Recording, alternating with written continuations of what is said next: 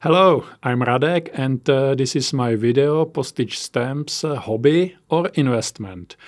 I'm a long-time stamp collector. I've been actually collecting since my childhood.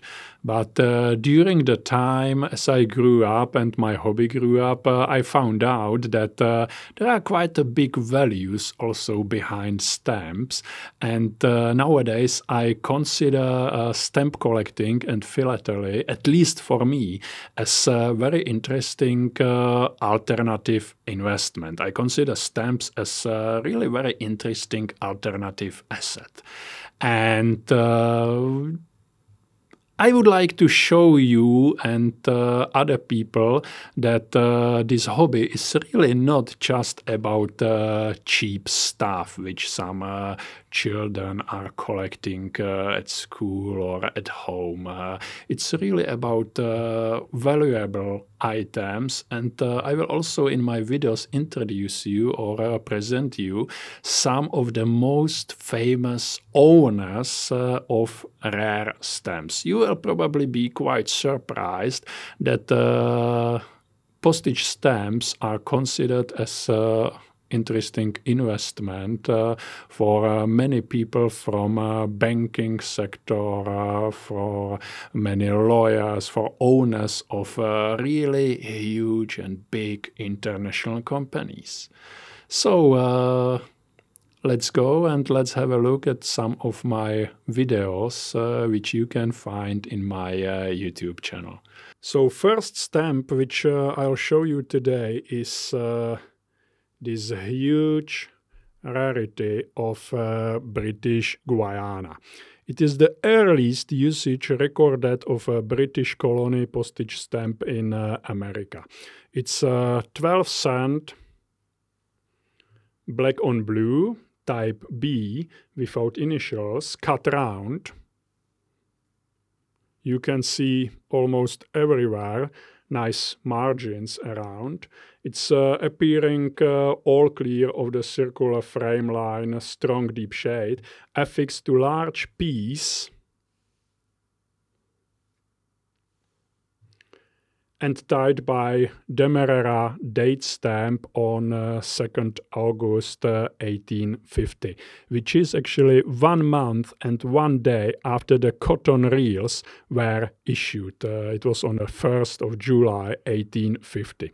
As I said, this is the earliest recorded usage of a British Guiana postage stamp, as well as the earliest of any British colonial issue in the whole American continent, which is really a truly amazing piece of philately. Of course, not considering the so-called Lady MacLeod of Trinidad, which was a private ship letter stamp. This one was issued a bit earlier, or used a bit early. Of the two items recorded with this date, this is the vastly superior in quality. The other item being a 4-cent on orange, which used to be in the collection of Champignon, Gilbert and Tatiana. As in this example, the date stamp clearly exhibits the date. It's really quite nice visible. At the other example, the date is not really visible. Also, the provenance of this stamp is absolutely amazing. The first owner was Philip von Ferrari. The next one was William Augustus Townsend. Then Maurice Burrus, John E. DuPont. And the last one was Sheikh Al-Thani, which is a member of Qatar ruling family. This item comes together, of course, with certificate of authenticity, which we can see here from BPA, issued on 2014, and it states, of course, that it is genuine. It's a truly amazing piece of philately and philatelic history. Next stamp, which I'll show you today, is again British Guiana. This time for sand, black on dark blue from the 1852 issue. It was printed again. It was printed at Waterloo and Son in London, and it's an impressive top sheet margin example. As you can see here, there is a nice sheet margin, quite wide piece, with huge to large margins all around also. It's used on piece and tied by a light date stamp from 4th of April 1853 from Demerara. It's an exceptional example on piece with the natural surface erosion overpainted a little bit, but it still doesn't matter. This piece was also in the collection of John E. DuPont.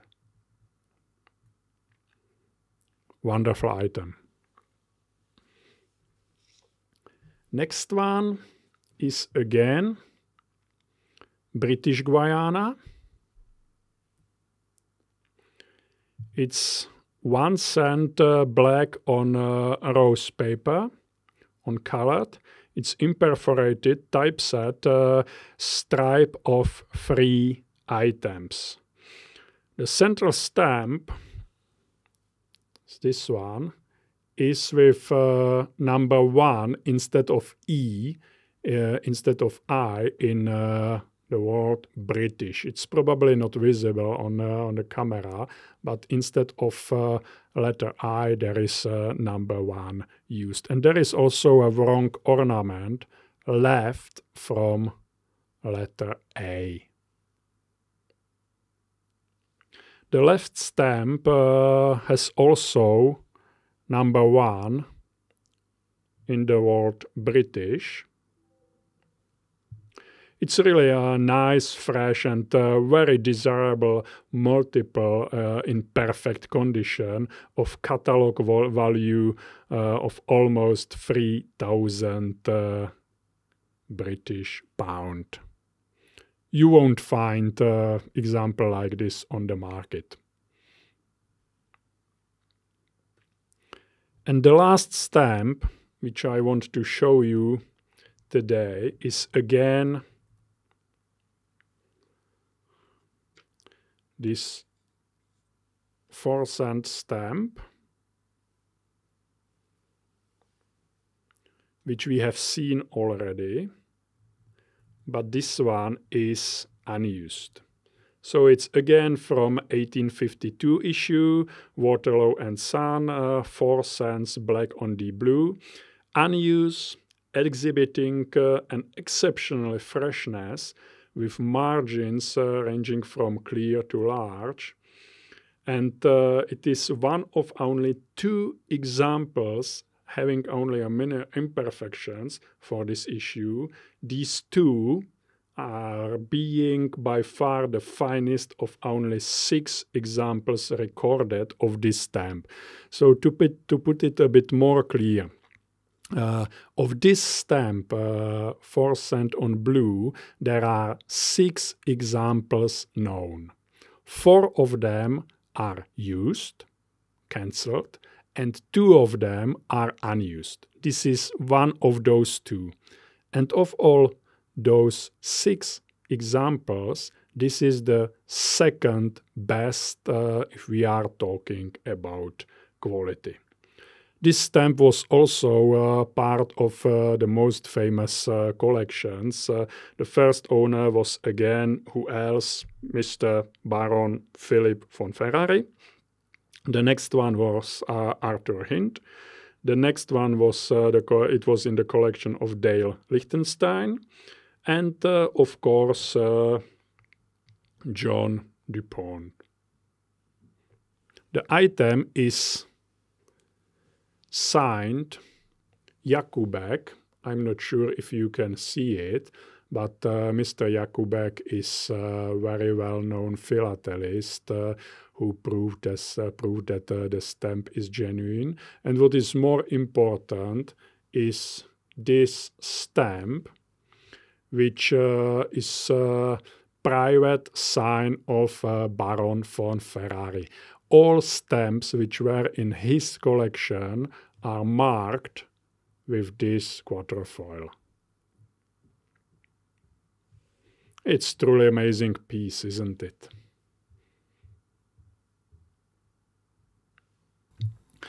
I hope that you enjoyed this video because I'm preparing some more of them, and in those I will again show you some very rare and valuable stamps.